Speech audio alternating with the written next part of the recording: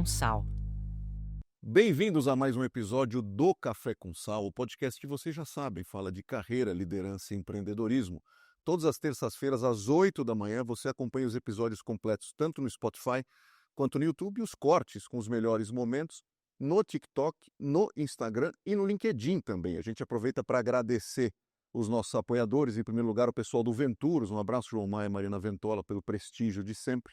O Venturos, que é esse instituto brasileiro focado em pesquisa e desenvolvimento tecnológico e trata com inovação do seu negócio, do seu business, de cabo a rabo, de A a Z. Se você quer impactar o seu negócio da melhor forma e de forma tecnológica, com toda a inovação que o mercado hoje oferece, seja IA, computação quântica, o que quer que seja, entre em contato com o pessoal do Venturos em www.venturos.org. Além disso, a gente agradece também os nossos apoiadores, que é o pessoal do Life Mix, Daniel Pfefferbaum e equipe. Um abração. A gente aqui durante o episódio vai degustar um suco, e a Life Mix é referência em bebidas funcionais, chás, sucos, os mais diversos, com uma linha excepcional de produtos que eu tenho certeza vai agradar você e a sua família. Entre em contato com eles também em www.lifemix.com.br. Sem mais delongas, eu apresento o nosso convidado. Aliás, é uma honra para nós aqui do Café com Sal tê-lo na nossa casa, é o professor Reinaldo Polito. Eu diria que ele é o Pelé, o Papa, hoje em dia, digamos assim, a Rebeca Andrade, a Simone Biles, a Hebe Camargo da comunicação. Ele é responsável pela Bíblia do Como Falar Bem, Corretamente e Sem Inibições. Esse livro dele, pessoal, é a maior referência de como inúmeros políticos, executivos, milhares e milhares de alunos, talvez milhões possivelmente. Mais de 100 mil. Mais de 100 mil foram. Você vê como eu sou hiperbólico, né, professor? Mas você gostaria de ter um diretor comercial como eu, fala a verdade, não tenha dúvida.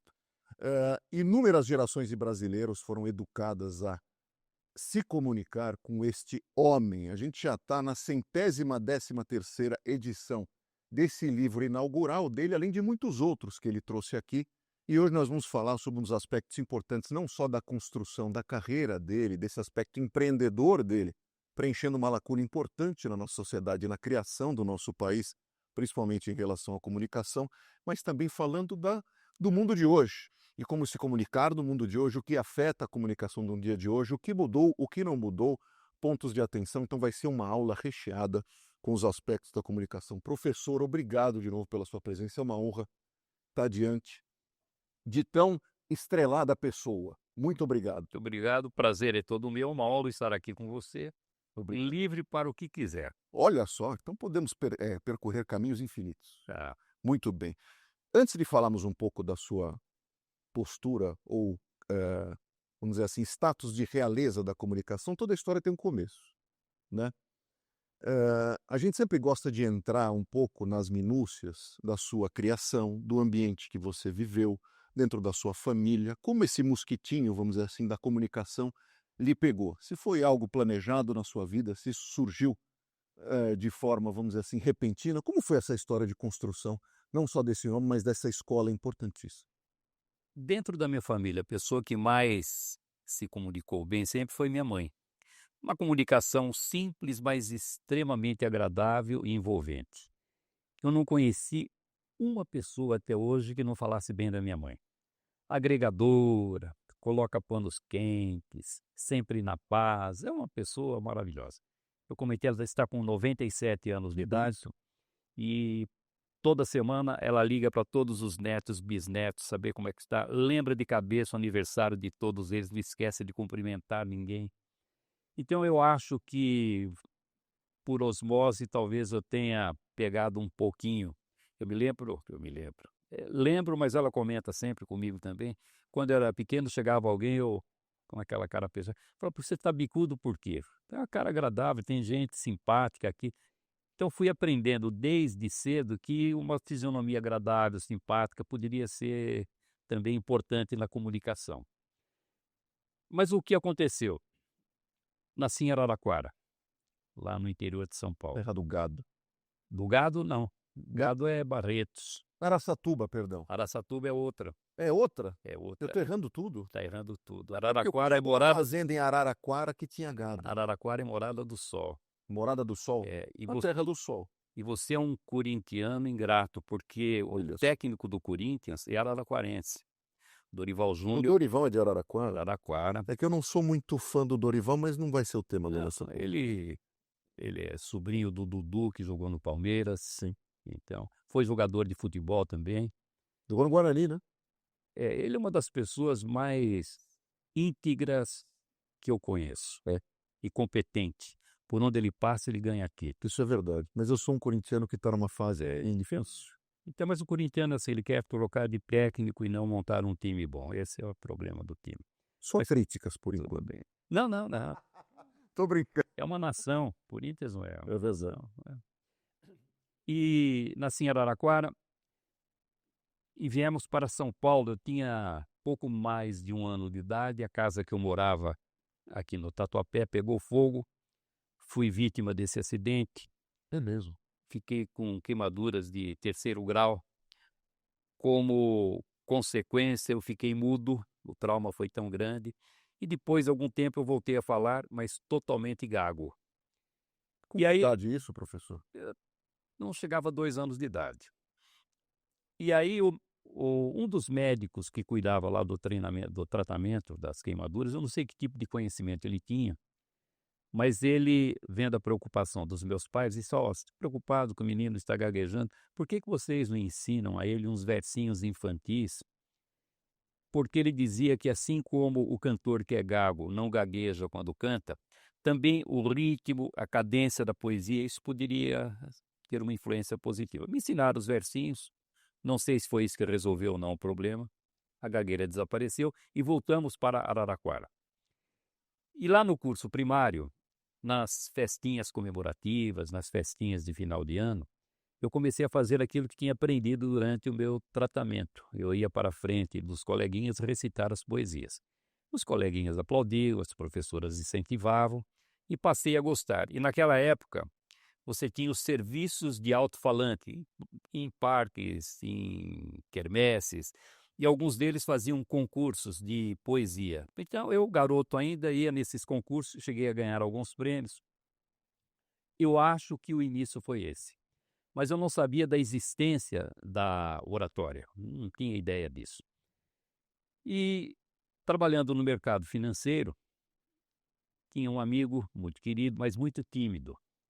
Ele era tão tímido que você olhava na cara dele e ele ficava roxo. E ele abriu o coração comigo e falava: "Rapaz, eu gostaria de ser comunicativo, como você, sabe? Chegar nas rodas, conversar, contar histórias, fazer brincadeiras, mas eu não consigo." Falei: "Temos que resolver isso." Aí descobri que existia aqui na rua Bela Sintra, em São Paulo, o curso do professor Oswaldo Belantônio. Diziam que era muito bom para tirar a timidez, mas eu não conhecia. Falei: "Vamos lá." "Você vai comigo?" "Lógico, vamos lá." Ele era tão tímido que ele não ficou. Mas quando eu conheci a escola do professor Melantônio, a eloquência daquele professor, a didática daquele professor, o conhecimento de história, de política, fundador do Partido Socialista Brasileiro, um cara que tinha assim um conhecimento e falava com aquela eloquência, não tinha jogo perdido. Eu fiquei entusiasmado com aquilo. Eu lembro que eu fui na aula de apresentação do curso, quando eu cheguei em casa eu não dormia, virava de um lado do outro, falei: "Como é que pode existir uma atividade tão bonita como essa e eu desconhecer?" As minhas turmas eram às quartas-feiras, mas eu ia quase todo dia lá. Ele falava: "Polito, sua turma é quarta." Eu falei: "Professor, me deixa no cantinho, Não vou atrapalhar. À noite, isso, depois do trabalho. Isso. Durante o dia, mercado financeiro. Aí ele, vendo o brilho nos meus olhos, me convidou para ser assistente dele. Depois me tornei professor. Eu fiquei lá durante 7 anos trabalhando com ele. Ele falava: "Polito, você é muito bom nisso. Por que você já não vai montando?" Imagina se eu vou montar uma escola e concorrer com o cara que me deu a mão. Fazia, não. Mas eu trabalhei na gerência do Banco Francês e Brasileiro em São Bernardo durante uma época, BFB. BFB. E ali eu montei 10 turmas na associação comercial. Então foi o primeiro voo solo que eu tive. Aí o professor, depois que ele fechou a escola, aí sim, comecei com a minha em São Paulo, explodiu e já são 50 anos fazendo isso. Você lembra da primeira turma? Eu lembro da primeira aula. A primeira aula? Quando Frio na barriga? O professor falou: "Polito, no sábado de manhã você vai começar a aula." Eu começar a aula, antes dele chegar. Rapaz, eu cheguei cedo, a aula começava às 9h, eu devo ter chegado lá umas 8h. Quase que eu arrebentei a calçada de tanto andar de um lado para o outro. Aquele frio da barriga, aquela preocupação, como é que eu vou fazer isso? Como é que as pessoas vão me receber? 24 aninhos, ingênuo de tudo. Então aquela aula foi assim, eu comecei com muito nervosismo, mas a aula foi boa, os alunos gostaram, foram me cumprimentar, e aí eu peguei bem, foi essa primeira aula, assim, foi com aquele nervosismo, mas foi um impacto positivo para que eu pudesse depois me preparar melhor. É diferente de lidar, por exemplo, com um jovem, criança, adolescente, versus um adulto, quando a gente fala dos aspectos da oratória e da comunicação? Eu aceitava alunos a partir dos 17 anos de idade. Tinha mais maturidade, tinha mais assuntos para discutir. Repertório, né? Isso. Mas o tempo passou e eu fui vendo que essa garotada que todo mundo critica, porque o jovem é maravilhoso. Concordo. E eu tenho um jovem de 13, 14 anos. O camarada vai para a tribuna, ele arrebenta com a comunicação, dá um show de comunicação, é impressionante. E aí tem um detalhe, eu comentei que eu tenho filhos, netas, eu pego uma netinha minha, de quando ela tinha aí, por exemplo, 12, 13 anos, e comparo comigo, quando eu tinha 12, 13 anos, eu era um imbecil, sabia absolutamente nada. Então, como é que pode falar que esse jovem hoje é um jovem despreparado? Então, houve uma mudança grande na procura do curso. A idade caiu muito, que era 35, 45 anos, então hoje você ia na turma de sábado pela manhã, por exemplo, parecia um jardim da infância, era só garotado. Porque, assim como aconteceu com seu pai, porque seu pai o motivou a desenvolver a comunicação, Sim. Meu pai e minha mãe, inclusive. sua mãe. E acontece muito, porque o jovem vai in incentivado pelo pai, porque o pai diz ao jovem o seguinte: "Eu não quero que você sofra aquilo que eu sofri na minha carreira", porque foi prejudicado, deixou de ocupar posições importantes por falta de comunicação. Então o jovem vai cada vez mais cedo ali. Idade mínima, por exemplo, para um curso desse? 13 anos, 14 anos é Já uma conseguiria. idade, se tiver, assim, uma certa desenvoltura, vai, senão é melhor esperar um pouquinho. Eu pergunto isso por quê, professor? A gente vive um contexto diferente, por exemplo, do que nós vivemos décadas atrás, Sim, né? A educação, não diria nem educação, mas talvez o consumo de informações e a dinâmica de relacionamento, ela é muito mais isolada. Eu vejo as pessoas mais isoladas, com a cara na tela, se comunicando ou interagindo, não vou dizer menos, mas com uma qualidade inferior de comunicação, porque assim, eu vejo esse pessoal no WhatsApp trocando mensagens, eles se falam mais do que nós nos falamos com os nossos amigos, sem dúvida. Só que a qualidade dessa comunicação é bem rasa, né? Ou ela é, como é que eu posso dizer, ligeira, tecnológica talvez, mas sem muita consistência, me parece, né? E eu vejo essa turma, apesar de bastante inteligente e tudo mais, etc., eu adoro, assim, como professor, as novas gerações, sou apaixonado por essa molecada, acho que eles são realmente mais preparados em vários aspectos, mas me preocupa a dinâmica de aprendizado, de estudo deles, não impulsionar a questão do relacional. O professor vê isso também? posso fazer um contraponto aí? Claro, por favor. Pelo menos na minha geração de jovem, qual era a oportunidade que nós tínhamos de escrever? Você tirava férias, quando voltava a professora dizia: "Minhas férias", tinha lá que fazer a redação sobre Redação de férias, exatamente. ou quem morava no interior, por exemplo, arrumava uma namoradinha numa cidade próxima, Matão, São Carlos, Américo Brasilense, ali na região. E aí você fazia cartinhas para a namorada fazia cartinha.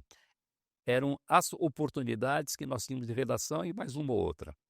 Hoje, o jovem ele vai viajar, ele faz redação 24 horas por dia. Ele tem que mandar para o amiguinho dele contar como é que está. Então ele escreve de forma abreviada, ele tem problema de pontuação, mas ele é obrigado a organizar o raciocínio dele de tal forma que o amiguinho possa entender aquilo que ele está dizendo. Então tem uma uma chance, uma oportunidade de aprendizado, de desenvolvimento muito maior do que nós tivemos. Depois, quando entra na vida profissional, ele faz um acerto, dá uma acertada na gramática, coloca a frase um pouco mais longa e assim vai. Dá uma Então, polida. ele aprende mais do que nós aprendíamos. Você acha que isso é um preconceito que a gente tem, um olhar enviesado com essa turma? Tudo que nós fazemos é sempre pior do que foi no passado. A gente Sempre. tem essa falsa Sempre. ideia. Eu até sugiro àqueles que estão nos ouvindo assistir a um filme maravilhoso, você deve ter assistido, que é Meia-Noite em Paris. Sim, maravilhoso. Maravilhoso, E a trilha sonora, hein? maravilhoso. Então, esse filme, lógico que eu não vou contar o filme, mas é assim, tudo que acontece ali, no passado era muito melhor. E quando volta para o passado do passado era muito melhor. A nossa vida é assim, era melhor. Por exemplo, seleção brasileira do passado era muito melhor. O time do Corinthians era muito melhor. Na minha época. Na minha época. Então, é assim, nós temos essa tendência de ver no passado algo que talvez tenha sido melhor. E não são diferentes, não é nem melhor nem pior, são diferentes. O meu bisavô descia o cacete no meu avô porque ele estava falando de uma maneira diferente e se vestindo, onde já se viu. O meu avô pegava na orelha do meu pai, onde já se viu falar desse jeito. O meu pai me censurava porque eu me comportava assim. Eu fiquei criticando os meus filhos e os meus filhos criticam os meus netos. Então, cada geração vai achando que precisa ser como era. Agora, o que é que prevalece? A comunicação do meu bisavô ou a comunicação da minha neta? Não tem. Não dá para comparar. Impressionante, né? A gente tem de fato esse olhar enviesado. Mas a impressão que fica é essa e não é, né? Mas é que eu não estou diante dos alunos como professor, é realmente a sua experiência, obviamente, Agora, me traz um outro olhar. você tem razão num ponto, pelo seguinte, o que as empresas hoje, você trabalha com recrutamento de executivos, você sabe, que algumas empresas hoje estão buscando jovens acima de 50 anos. Porque com a tecnologia, você precisa fazer perguntas ao ChatGPT, por exemplo, com consistência e um vocabulário muito adequado. E as pessoas com mais de 50 anos normalmente têm um vocabulário mais aprimorado, mais adequado. As questões são levantadas de uma forma mais correta e as respostas vêm muito mais consistentes. Então aí você tem razão nesse aspecto. Assim, como diria a professora, que eu sempre cito aqui, a dona Marli, minha professora de português, que dizia que os melhores alunos eram os que faziam as melhores perguntas. É né? verdade. É O isso. ChatGPT é a mesma coisa, né? A gente não está procurando respostas, a gente quer perguntas. Perguntas, exato. Né? Quem for aluno até hoje, não precisa ser famoso, mas que lhe chamou mais a atenção em relação à evolução, existe uma história assim? Imagino que sejam muitas. O aluno ruim é fácil trabalhar. O cara chega e não consegue abrir a boca, porque ele passou o tempo todo atrás de uma prancheta, não conversa em casa, não chega de cabeça baixa, não cumprimenta ninguém. Esse é uma maravilha, você põe o dedo, o curso é maravilhoso, olha o cara como é que se transformou. Aí vem o pai e fala, puxa, eu preciso agradecer muito. É Meu milagroso. filho não falava, hoje ele conversa, ele conta como é que foi. Esse é fácil. O duro é você receber, por exemplo, pega um cara como você. Então você já fala bem, tem essa comunicação desenvolta. Eu vou ter que trabalhar muito, muito para que você cresça esse tantinho aqui. Só que esse tantinho pode ser a diferença que a pessoa necessite para explodir. Por exemplo, eu recebi o Roberto Jefferson quando ele estava no auge. Roberto Jefferson, no auge, era considerado o melhor orador na política do Brasil. Não tinha ninguém melhor que ele. Era assustador O a cara era comunicação. impressionante. E tive que trabalhar muito com o Roberto Jefferson e ele me agradeceu muito, que transformou a vida dele. Depois mandou a filha, mandou um monte de gente do PTB. Eu pego, por exemplo, a Regina Duarte. Regina Duarte, 58 anos, atuando no teatro, na televisão, aquela comunicação maravilhosa. Tive que trabalhar muito para que ela crescesse um pouquinho, deu um depoimento dizendo que tinha mudado a vida dela. Então, depende muito do tipo de aluno que você recebe. Os presidentes dos maiores partidos políticos do país foram meus alunos. Valdemar Costa Neto foi meu aluno, presidente do PL. Baleia Rossi foi meu aluno, presidente do MDB. Renata Abreu foi minha aluna, presidente do Podemos. O Roberto Jefferson, presidente do PTB na época. Então, esses grandes políticos passaram pelo treinamento, ninguém dá cara para bater. Né? Quando a gente olha hoje para grandes figuras do cenário atual, né? Os Estados Unidos está muito em evidência. sem dúvida, né? Por questões. Sempre esteve, não? Sempre esteve, mas agora, principalmente do ponto de vista não só político, mas em função dessa questão de guerra, de tarifaço e tudo mais, ainda mais em evidência. Se a gente pudesse comparar do ponto de vista de comunicação, alguém que, por exemplo, parece ser uma boa referência, por exemplo, Barack Obama Bom, ótimo. versus um Donald Trump da vida. Como a gente pode traçar esse diferencial? Então, cada um com seu estilo, os dois excepcionais. Os dois excepcionais. O Barack Obama, quando ele veio para o Brasil a primeira vez, o UOL pediu que eu fizesse uma análise da comunicação dele. Então, eu fui acompanhando. E quando eu escrevi que o Barack Obama não falava de improviso, que ele lia aquilo que ele falava, os leitores quase caíram de costas. Porque o que acontecia? O Barack Obama colocava teleprompter bem aberto e a câmera fechava em cima dele. Ele tinha tanta habilidade em pegar aquelas frases e desenvolver que você tinha a impressão que ele estava falando de improviso. Extraordinário. O Trump é o camarada que sai da curva. Ele é fora da caixinha. Se você pegar o primeiro texto que eu escrevi sobre o Trump, eu escrevi muitos textos sobre ele, mas o primeiro texto que eu escrevi, ele era candidato a ser candidato pelos republicanos. Os caras não queriam, tanto que ele ameaçava a ter uma candidatura isolada, sozinha, própria, se os republicanos não... Era aquela época que ele fazia o aprendiz americano, né? Foi logo depois. Logo depois. Foi logo depois. E aí eu analiso que ele, com aquela comunicação dele, batendo de frente com as mulheres e xingando os opositores, e que todo mundo criticava, onde já se viu, mas era por ali que ele estava crescendo com a comunicação dele. Então, cada um com seu estilo. Você não consegue ver o Obama com o comportamento do Trump e não consegue ver o Trump com o comportamento do Obama, cada um com seu estilo, e os dois vencem eleições. Aqui no Brasil é a mesma coisa. Você tem Lula e Bolsonaro. Falam mal, erram na gramática, falam besteira, cometem gafe e tal. Fiz um texto. Eu sabia que eu teria 100% de rejeição. Porque eu coloquei... Não vai agradar ninguém. Não, virtudes do Lula como orador, virtudes do Bolsonaro como orador. Defeitos do Lula como orador, defeitos do Bolsonaro. Quando eu falava em virtudes do Lula como orador, os bolsonaristas já não queriam nem saber do resto. Quando eu falava de virtudes do Bolsonaro, os ouvintes eu não queria, e assim por diante. Bom, e fui desenvolvendo e falando sobre as características positivas de cada um, principalmente porque que eram considerados ou são considerados excelentes oradores. E sabendo que eu teria 100% de rejeição, eu termino o texto dizendo: e você que não concorda com a tese de que eles são bons oradores, suba num palanque e conquiste 60 milhões de votos. Você que é bom, que os caras não sabem, que eles comentam, vai lá, você que é bom, suba no palanque e conquiste 60 milhões de votos. Então, comunicação é resultado. Comunicação não é só técnica. A técnica é boa quando ela está perfeitamente inserida dentro da característica da pessoa. Se eu impuser uma técnica de fora para dentro, você aprende, daqui a um mês, você volta a fazer o que você fazia antes porque você está interpretando uma personagem. Quando eu permito que você desenvolva a comunicação a partir das suas próprias características, cresce, desenvolve, aprimora, não esquece mais e você vai ser o melhor que você poderia ser. Técnica de fora para dentro, você vai ser uma boa cópia de algum modelo. Técnica desenvolvida a partir de você mesmo é o melhor que você poderia apresentar. E aí você é carismática, comunicativa, envolvente, mesmo os erros que possa cometer. Então, por exemplo, na metodologia, na sua metodologia, é importante primeiro identificar características específicas daquele perfil. Sempre. Converso com uma pessoa durante 5 minutos. Ela vai lá fazer o curso comigo. Em 5 minutos, depois de 50 anos, já sei ritmo de fala, pontuação, vocabulário, organização de ideias, já sei. Já vou analisando os possíveis pontos que precisam ser aprimorados.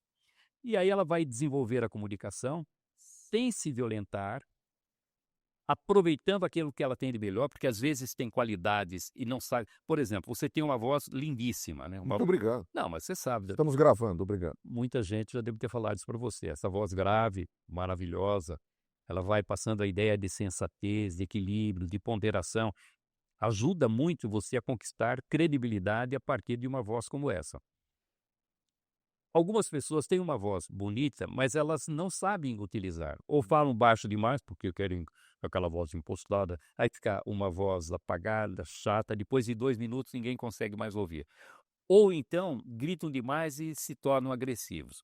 Quando se apresenta como você está se apresentando, então você tem uma voz bonita, mas com um volume de voz e um ritmo que dá mais expressividade ainda à sua comunicação. Aí sim. Só que algumas pessoas não têm isso, e aí vai trabalhar para que elas tenham, sem que elas modifiquem, ou tem e não tem consciência. Quando tem consciência, aprendem que tem esse aspecto positivo da comunicação e pode ser uma forma também dela encontrar segurança e tranquilidade para falar. Ótimo ponto. Que aula, hein? Professor, eu fiz direito na minha vida, minha formação. Ninguém é perfeito. Ninguém é perfeito, mas abandonei a atividade. Ninguém é perfeito. Depois de alguns. Eu sou corintiano. Mas o fato é o seguinte: na escola jurídica brasileira, que tem um peso enorme no litígio, quando você sai da faculdade de Direito, você sai achando que o mundo jurídico é só o do litígio. Da barriga do balcão no fórum, né? Interpelar o oponente. Não tem mais barriga no balcão do fora. Agora, Agora é tudo via eletrônica, mas na época era aí. E a maneira como lidava com o pessoal ali das varas e tudo mais, enfim. O que me chamava a atenção na época é que há uma metodologia, uma didática da comunicação que sempre me incomodou pelo seguinte: à medida em que o sujeito está expondo uma ideia para o seu interlocutor, inconscientemente ou não, no ambiente jurídico, cria-se uma ideia de discordar daquela questão logo de cara, senão a minha opinião não tem validade. Então é um embate de ideias o tempo inteiro, mesmo que eles estejam muitas vezes falando da mesma coisa. E falando exatamente a mesma coisa, com o mesmo pensamento, com resultado prático igual.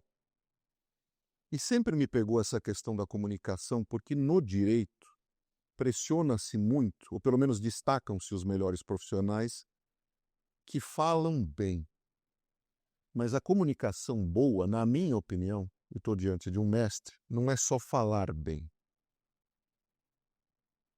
Escutar faz parte do cardápio, entre outras coisas. Desenvolver empatia, ter sensibilidade, etc. É isso mesmo, o espectro da comunicação ele é muito mais amplo do que as pessoas imaginam. até para você discordar, você tem que saber ouvir bem. E esse é um equívoco que alguns da área do direito cometem. Porque se eu discordo imediatamente do que você está dizendo, eu crio uma barreira quase intransponível. Mas dentro do seu pensamento, eu vou encontrar aspectos com os quais eu possa concordar, sem que prejudique a minha causa.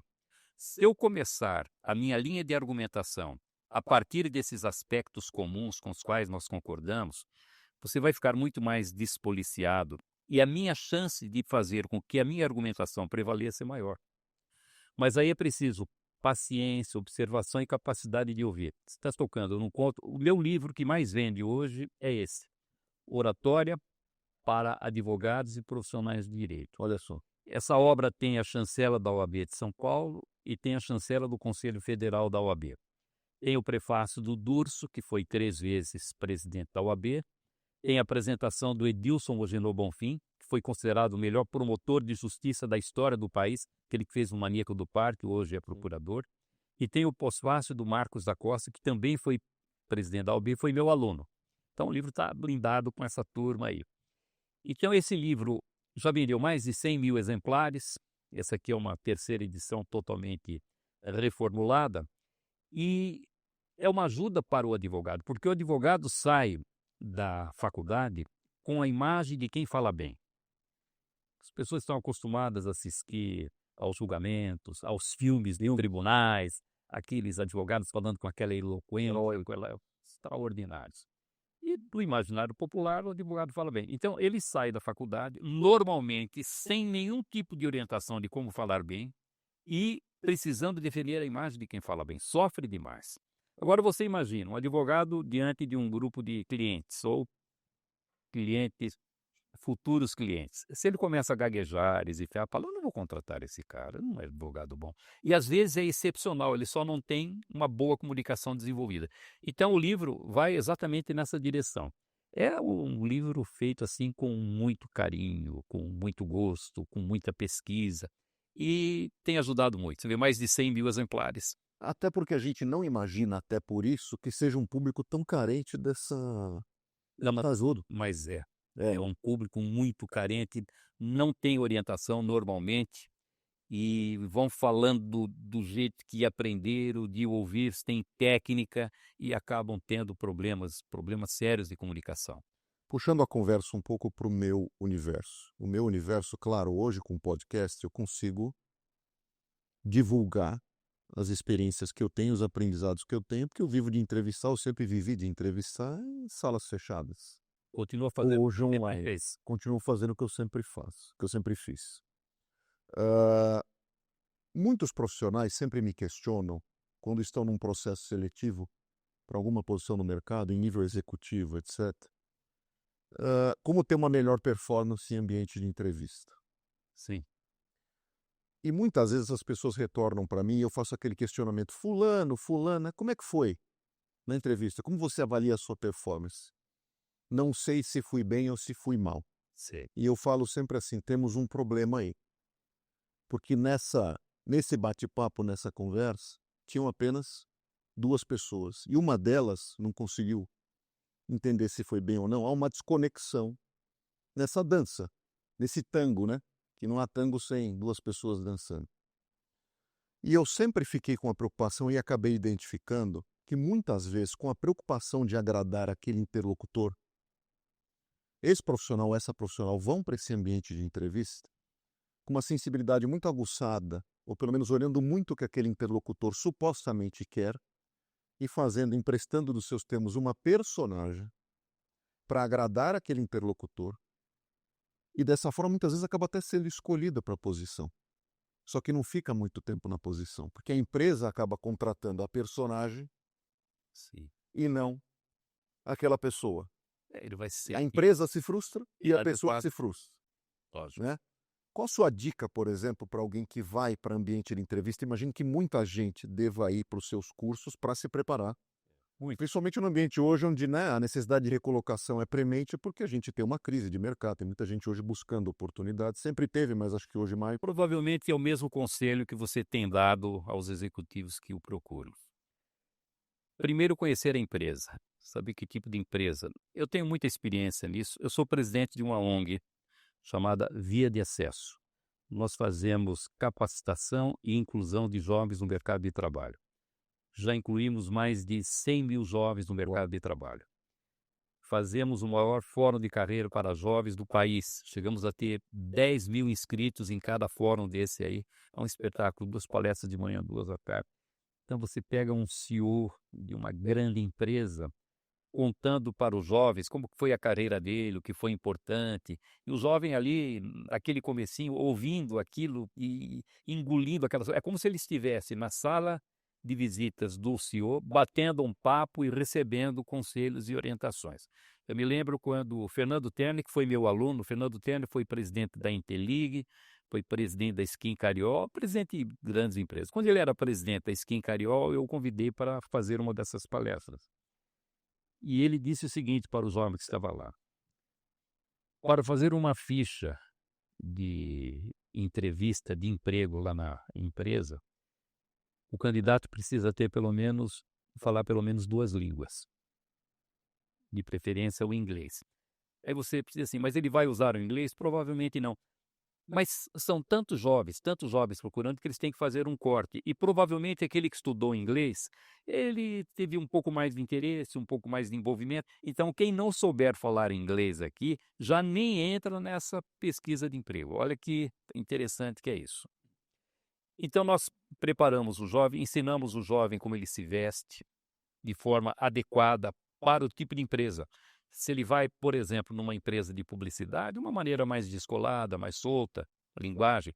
Se ele vai lá para o mercado financeiro, de uma forma um pouco mais formal, porque às vezes ele vai para uma empresa inadequada. Por exemplo, ele tem esse estilo mais solto e vai trabalhar no mercado financeiro, não vai dar certo. Sim. Ou ele tem um estilo mais conservador, vai para a empresa de publicidade, não vai dar certo.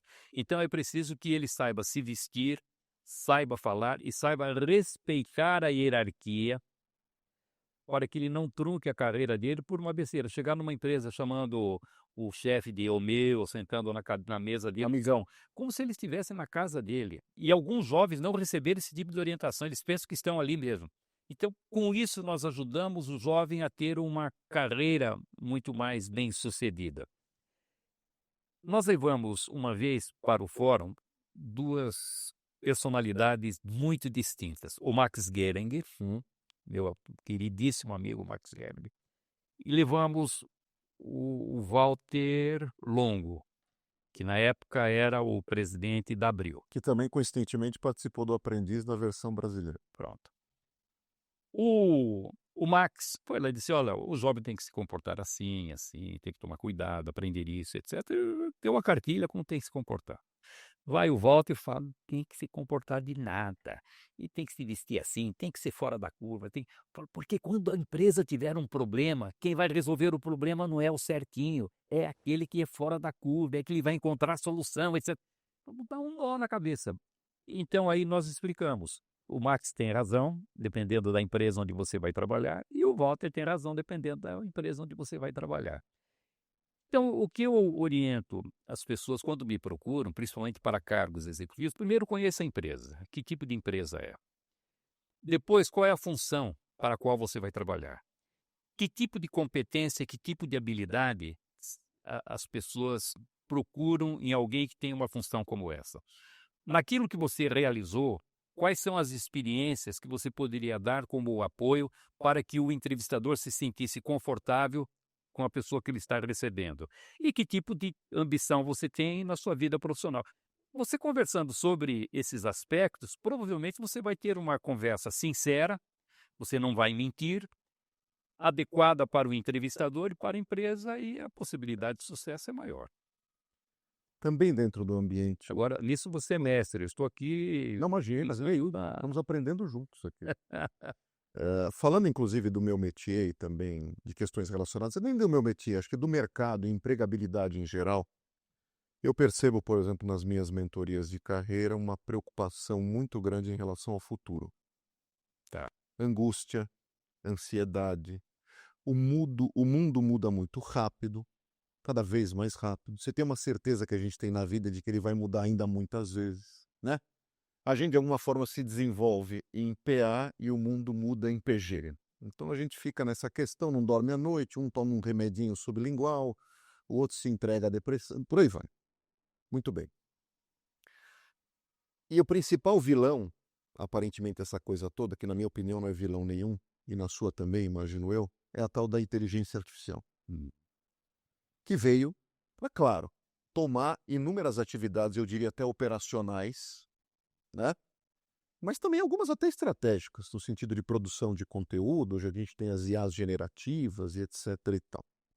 E muita gente preocupada, será que eu serei viável lá na frente? Será que eu terei uma carreira sustentável na medida em que eu também vou viver mais anos?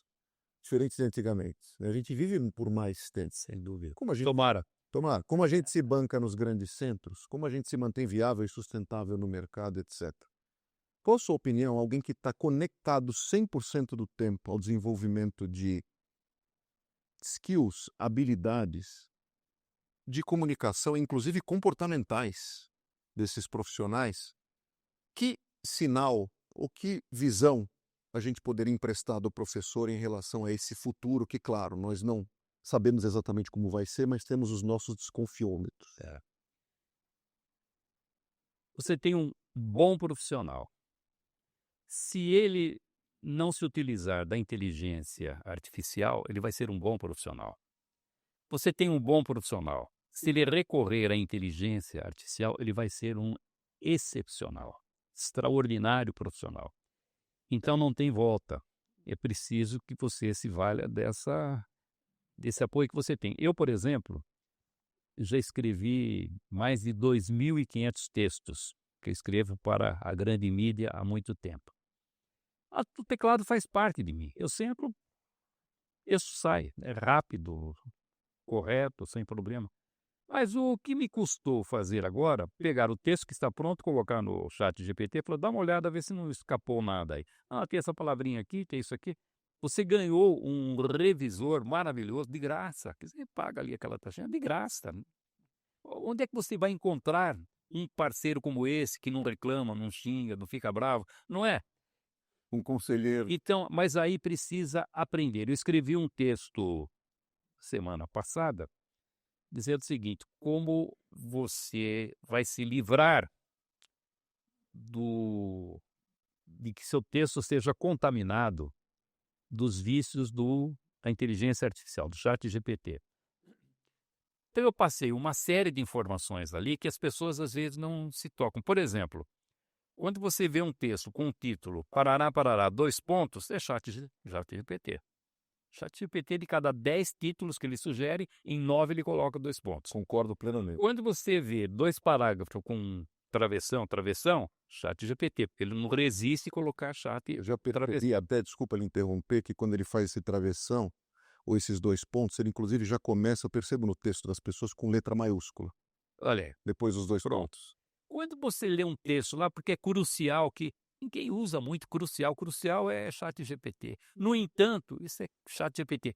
Então, eu vou dando ali algumas dicas para que você observe no texto se você não está sendo contaminado. Porque se você manda um texto, todo mundo usa ChatGPT, isso é como Viagra. Ninguém usa, mas é o remédio mais vendido no mundo. Ninguém nunca ouviu falar. Então ChatGPT é o mesmo. Ah, não usa, mas as pessoas usam. Mesmo assim, você bate o olho num texto e percebe esses indicadores da inteligência artificial, a sua tendência é de desprezar aquilo que está vindo à sua mão. Não foi o cara que fez, isso aí foi outro. Naturalmente isso já vai sendo... Então nós estamos aprendendo. Agora, para o futuro, mesmo com a inteligência artificial, a comunicação continua sendo ainda essencial ou é ainda mais importante em função desse cenário? A comunicação não tem como você terceirizar. À medida que você vai subindo na hierarquia da empresa, você vai dependendo menos do conhecimento técnico e muito mais da comunicação. Porque quando você sobe, você já começa a apresentar projetos, apresentar propostas, participar de negociações, conceder entrevistas. É só comunicação. Um ambiente político de construção de pontes e relacionamento. Eu costumo dizer o seguinte: quanto mais se sobe no bambu corporativo, mais chacoalha, e o que te segura lá em cima é justamente a comunicação, Então é esse saber político. habilidade. Você estava falando dessa incerteza que nós temos, que você levanta, as mudanças todas. O executivo, ele vive, até sem perceber, um desconforto muito grande, porque ele deita, mas ele, com os exemplos que tem, ele não sabe se a empresa dele no dia seguinte vai existir ou não. Uma fusão, tem uma incorporação, tem uma venda, e aí não sabe se quem ficou é da empresa que ele estava ou da empresa que veio. Então, existe essa insegurança. Aí, numa reunião, você contraria alguém numa ideia, ele com essa insegurança, ele reage emocionalmente. Porque não é com relação à ideia, ele sente que aquilo está sendo contra ele. Pessoal, E como ele é inseguro, ele reage emocionalmente. E aí você não consegue passar a sua ideia para uma pessoa que tem esse tipo de resistência. Então, precisa aprender que existe, considerar a pessoa, fazer com que ela fique tranquila, dizer que ela é competente, o trabalho bonito que ela está fazendo, a equipe maravilhosa que ela montou, o trabalho extraordinário que ela desenvolveu no projeto, como aquilo é importante para a empresa. Pronto, ela já se sentiu confortável porque foi reconhecida. E, sei lá, como sugestão, se tivesse aqui, aí ela pode ouvir melhor aquilo que você está dizendo. Tudo depende da comunicação. sem dúvida. Eu digo o seguinte, né, o pessoal também costuma me perguntar nesses eventos, que aspecto da minha carreira hoje é imprescindível para que eu tenha empregabilidade ou algum tipo de descolamento em relação à minha concorrência no mercado. Eu digo em primeiro lugar, né, porque infelizmente essa é a realidade. Em primeiro lugar, português fluente, Precisa. precisa. Não, você imagina o camarada sendo entrevistado para uma grande empresa e cometendo um erro grave de português. E acontece. Às vezes ele até conhece a língua, etc, etc.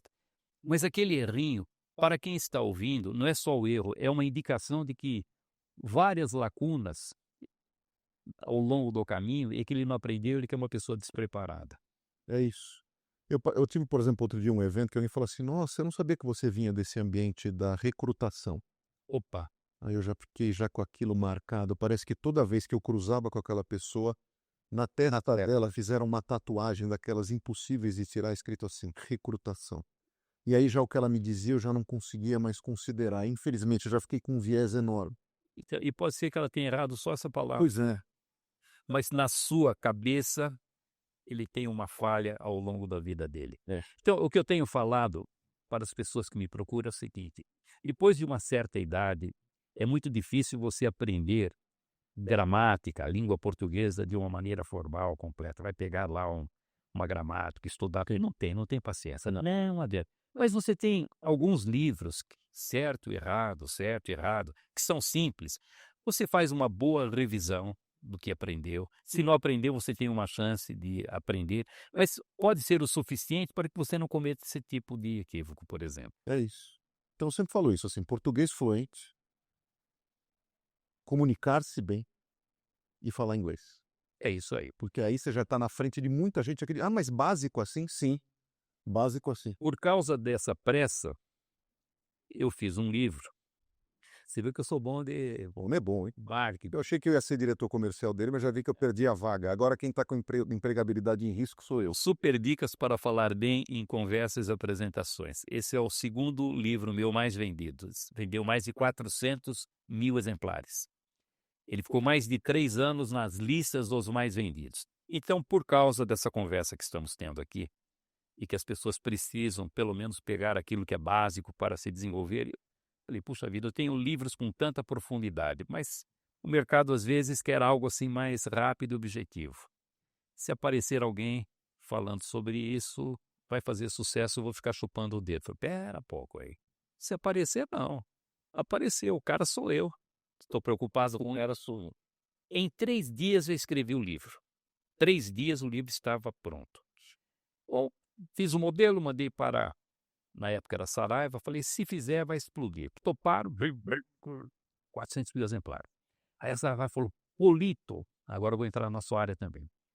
Maravilhosa essa ideia de super dicas, tem que escrever outros. Espera um pouquinho. Eu só falo de um assunto, oratória. Se falou em oratória, o nome que vem à cabeça, Reinaldo Polito. Falou em Reinaldo Polito, o nome oratória. Se eu fosse falar de liderança, gestão, até poderia, tenho facilidade de escrever. Mas eu venho hoje aqui, a primeira pergunta que você ia fazer, ô Polito, sobre o que é que você trata mesmo? Perderia a referência. Falei, tudo bem, o projeto inteiro é meu, eu posso coordenar a série chamada Super Dicas e vou buscar os melhores profissionais no mercado para falar sobre a atividade deles. E fui procurando. Publicamos 30 títulos, Super Dicas. Venderam mais de 1 milhão de exemplares. Uau. Consegui colocar na mesma lista dos mais vendidos da Veja, na mesma lista, 6 títulos Super Dicas. Bom, aí o meu livro foi publicado na Itália com muito sucesso. E super concili parlare bene per convincere essere protagonista. Por que especificamente a Itália? Porque eu tenho livro em 39 países. Estou citando a Itália do que aconteceu com esse livro. E como ele foi muito bem, eu passei a coordenar a série e Super Concili na Itália também. Então, todos os títulos que vendiam muito bem aqui, mandava para a Itália e eram publicados lá. Então, foi um livro que fez sucesso, que deu origem a uma série chamada Super Dicas, muito bem sucedida e que foi muito bem sucedido na Itália também. Super Dicas para falar bem em conversa, por exemplo. Livro de 10, 15 reais. Isso é para andar na mochila. Em casa. Na mochila em qualquer lugar. Até eu estou com uma briga com a editora, porque ele foi feito no tamanho de bolso. E aí, a editora Saraiva foi vendida, e todo mundo que chega quer dar uma arrumada. E fizeram bonitinho e tal, mas o tamanho de bolso vendia mais. Então agora nós fizemos uma reunião e provavelmente vamos retomar o livro de bolso. Portabilidade, não é isso? Isso vai para levar na bolsa. Isso aqui não cabe na bolsa, aquele lá cabia. A gente tem exemplos clássicos que foram citados aqui de profissionais que teriam clara necessidade de desenvolvimento em comunicação. Mais tímido, mais retraído, que tem funções, por exemplo, às vezes mais de back-office na empresa, financeiro, planejamento, passa mais tempo na planilha ou com números versus lidando com gente. Essas, teoricamente, são os sinais mais óbvios. Sim. Quais são os sinais nem tão óbvios de alguém que acha que se comunica bem, ou que de repente falar assim, não, eu não preciso desse curso, mas está cheio, mas que na verdade precisa. Eu acho importante para o público que está nos vendo e nos ouvindo, tem muita gente que acha, fala assim, não, acho que isso não é para mim. Isso é só para quem é mais tímido, retraído e precisa aí desenvolver aí canais ou formas de se relacionar com os outros. Não, o perigo é outro. Qual que é esse perigo mais costumeiro da pessoa achar que eu não preciso e na verdade precisa? Acontece às vezes de a empresa mandar um alto executivo para mim. Não, você tem algumas deficiências, ele não acha que tem, mas tem algumas deficiências de comunicação, você vai fazer o curso com o Polito. Então ele chega lá contrariado, porque ele acha que não precisa, Às vezes fica até ofendido, porque é obrigado. imaginando até que eu vou impor aquela técnica de fora para dentro, que vai se transformar num robozinho, e eu vou conversando com ele, batendo um papo e vendo. Por exemplo, a maneira como ele engole, a forma como ele aperta a mão, como ele cruza e descruza a perna, como ele cruza os braços. Então você vai tendo sinais de que a pessoa não está confortável, que ela não está bem, que ela não está à vontade. Então, mesmo dizendo que sabe, mesmo dizendo que conhece, que fala bem, e depois quando vai para a tribuna, ali não tem bom. O camarada ele se despe lá na frente, ele conta com ele mesmo, ele tem que fazer a apresentação. E aí vou mostrando a ele que ele realmente tem qualidades, mas que alguns pontos poderiam ser aperfeiçoados. E aí o cara que mais indica aluno para o curso é esse que foi retraído lá. Incrível, né? É. Ele vira um sponsor do É curso, sem dúvida. Para finalizar o nosso papo, que aliás está uma delícia, eu normalmente aqui peço dicas de livro, mas nós já tivemos dica porque nós estamos diretamente Mas da fonte. falta um ainda. Falta um? Pois não, vamos lá, pelo amor de Deus. O amarelo. O meu livro mais bonito e Mais vendido, mais tem o mais vendido, tem o primogênito. que é o mais vendido, 700 mil exemplares. Aí nós Tem o temos segundo mais o vendido, segundo mais vendido, ou o Pocket, tem o Oratório para Advogados. o Oratório que é o para livro que mais Advogados, vendiu nós já falamos lá do nosso mercado, etc. E agora nós temos o livro mais bonito, que é o o último mais bonito. lançamento. A minha filha Raquel trabalha comigo há 25 anos. É uma profissional extraordinária. Agora você imagina Também é autora de livros que eu já estou sabendo. isso. E a Raquel, imagina o sofrimento dessa menina. Ah, você é filha do Polito, por isso que você fala bem. E as pessoas não imaginam como ela teve que ir lá, como ela teve que estudar, como ela teve que pesquisar. Para ele interromper, mas era como eu na hora de bater um lance livre, sabendo que eu era filho do Pronto. Enem. É isso aí. A mão pesa 50 quilos. É isso aí. E depois querem comparar. Todo mundo quer comparar. Mas ela, graças a Deus, voo próprio dela e é uma parceira maravilhosa. Nós já temos 6 livros em coautoria. E um deles é esse aqui. Então, passo a passo para falar bem em público. É um livro arejado, um livro bonito. Olha, que Sim, com tamanho, gráficos bonitos. tamanho de letra confortável. A pessoa vai lendo, quando ela menos percebe, chegou no final do livro. Então, esse foi o último livro. E só para não ficar sem falar desse aqui, Claro.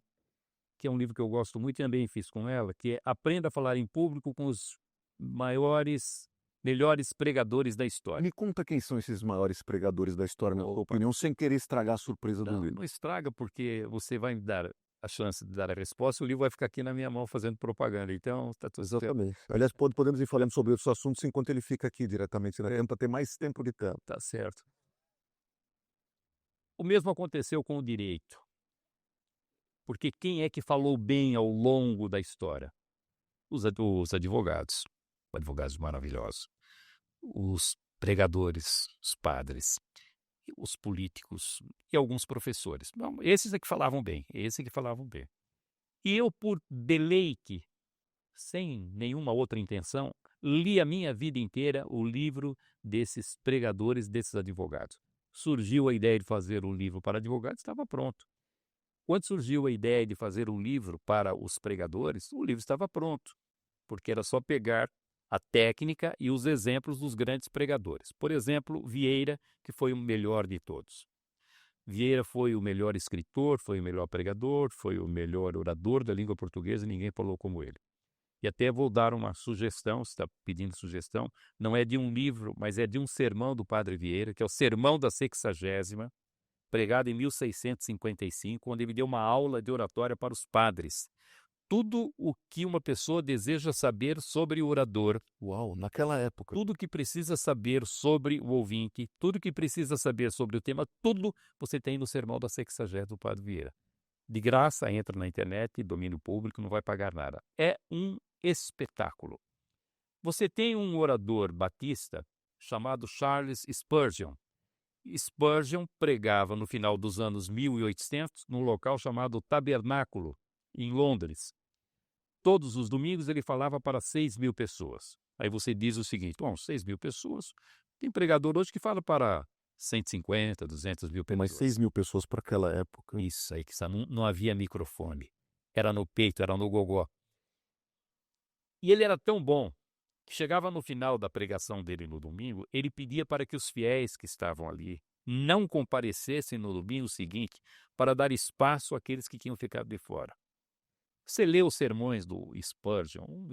Então, nesse livro, eu fui fazendo isso, pegando esses exemplos e, às vezes, comparando. Comparei, por exemplo, o Spurgeon com o Vieira em determinadas pregações, como eles interpretaram de forma particular, apropriada a Bíblia, sem fugir do conteúdo daquilo que eles estavam lá. Porque chega um momento aqui, o que eu falo? Você tem toda a liberdade, mas você não pode mudar a intenção da Bíblia, porque tem muito pregador hoje que fala aquilo que vem na cabeça como se fosse a verdade dele, é como a Constituição para alguns. Então o livro tem essa finalidade, ensinar o pregador a falar. E logo depois de cada técnica, um exemplo de um grande pregador para ilustrar. Eu tenho feito com a Raquel palestras em várias igrejas. Por exemplo, fizemos para a Assembleia de Deus uma palestra. Compraram 2.000 livros, imagina que beleza. Fizemos uma na Renascer há pouco tempo, compraram 2.000 livros. Porque tivemos um cuidado de não usar, por exemplo, a palavra santo no livro. Porque se eu uso santo, eu perco os evangélicos. Então, Santo Agostinho, por exemplo, coloca Agostinho de Hipona, como ele é tratado na igreja evangélica. Então, você atende aos católicos, aos evangélicos, a todas as regiões, o livro está indo muito bem por causa disso. Então, esse é um livro que fiz com a Raquel também e gosto muito. Existe muita pesquisa, muito trabalho, mas um livro que ficou muito interessante. Maravilhosa dica. Inclusive me remeteu ao próprio Martin Luther King. Extraordinário. Grande orador, extraordinário orador. Reuniu 250.000 pessoas numa época que não havia internet, etc. E pessoas de diversos credos, raças, etc. E depois você vê um discurso como o que ele fez e que reverbera até hoje. Até hoje. Você pega o Abraham Lincoln no discurso de Gettysburg, que cabe na palma da mão, discurso curtinho. É o discurso mais reproduzido até hoje. Tanto que você vai lá na estátua do Lincoln, do lado esquerdo, do lado direito, você tem o discurso de Gettysburg. Aliás, me deu vontade de rever o filme dele, feito pelo Daniel Day-Lewis, que é maravilhoso também. Vale a pena. Porque o aconteceu naquela época é que houve aquela guerra fratricida nos Estados Unidos. E ali, no campo de Gettysburg, tinha milhares de pessoas que foram mortas.